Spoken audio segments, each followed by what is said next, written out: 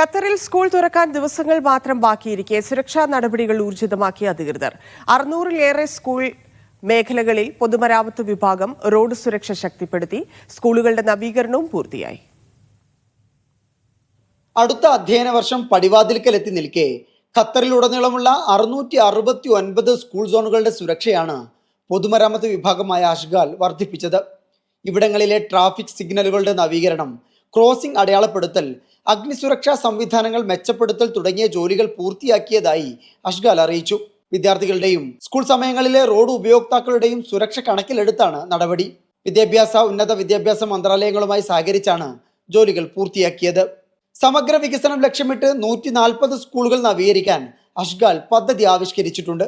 ഇതുപ്രകാരം വിദ്യാലയങ്ങളിലെ വിദ്യാഭ്യാസ, വിനോദ, കായിക സൗകര്യങ്ങളെല്ലാം മെച്ചപ്പെടുത്തും. പഠനത്തിനാവശ്യമായ സുരക്ഷിത അന്തരീക്ഷം ഒരുക്കുകയാണ് ലക്ഷ്യം. പദ്ധതിക്ക് കീഴിൽ 7 സ്കൂളുകൾ അന്താരാഷ്ട്ര നിലവാരത്തിൽ പുനർനിർമ്മിക്കുന്നുമുണ്ട്. ഈ വർഷം വിദ്യാഭ്യാസ മന്ത്രാലയവുമായി സഹകരിച്ച് 53 സ്കൂളുകളിൽ സമഗ്ര വികസന പദ്ധതികൾ നടത്തിയതായി ബിൽഡിംഗ് പ്രോജക്ട് വകുപ്പ് അധികൃതർ അറിയിച്ചു.